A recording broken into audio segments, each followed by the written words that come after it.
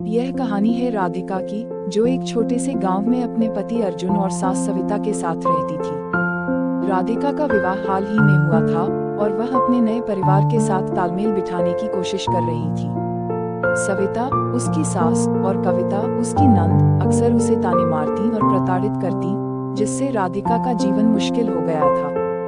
प्रताड़ना की शुरुआत राधिका एक शांत और सहनशील लड़की थी।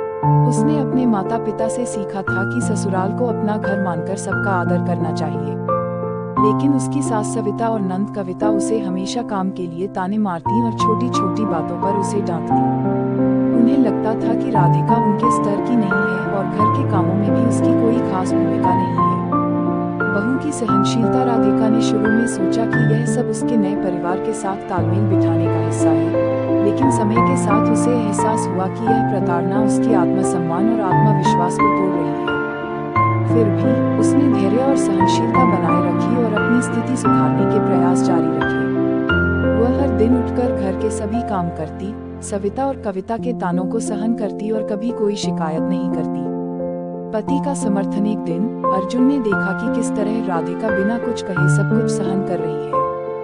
उसने देखा कि उसकी माँ और बहन का व्यवहार राधिका के प्रति कितना कठोर है। अर्जुन ने इस बारे में अपनी माँ और बहन से बात की, लेकिन उन्होंने उसे भी डांटकर चुप करा दिया। उन्होंने कहा कि यह सब राधिका के भले के लिए है, ताकि वह सही ढंग से घर के काम कर सके। समाज की भूमिका। राधिका का धैर्य और सहनशीलता देखकर गांव की कुछ महिलाओं ने उसका समर्थन किया।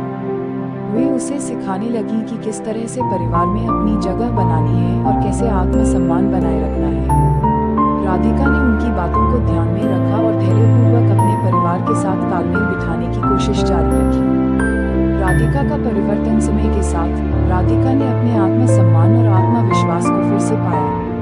उसने घर के कामों को बेहतर तरीके से संभालना शुरू किया और हर किसी के प्रति आदर और प्रेम दिखाया।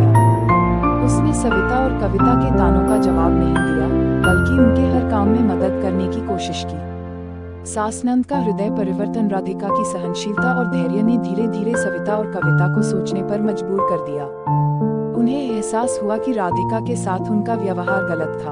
एक दिन गांव की पंचायत में एक कार्यक्रम हुआ, जिसमें महिलाओं के अधिकारों और सम्मान के बारे में चर्चा हुई। सविता और कविता ने इस कार्यक्रम में भाग लिया और उन्हें समझ में आया कि उन्होंने राधिका के साथ कितना गलत किया है। माफी और नया आरंभ। सविता और कविता ने राधिका से माफी मांगी और अपने व्यवहार को सुधारने का वचन दिया। उन्होंने राधिका को परिवार का महत्वपूर्ण हिस्सा माना और उसे सम्मान और प्रेम देने लगी। राधिका की सहनशीलता और अर्जुन के समर्थन ने परिवार को एकजुट कर दिया और सभी खुशी खुशी रहने लगे। शिक्षा। इस कहानी से हमें यह सीख मिलती है कि धैर्य, सहनशीलता और सही समय पर समर्थन मिलने से किसी भी कठिनाई का सामना किया जा सकता है।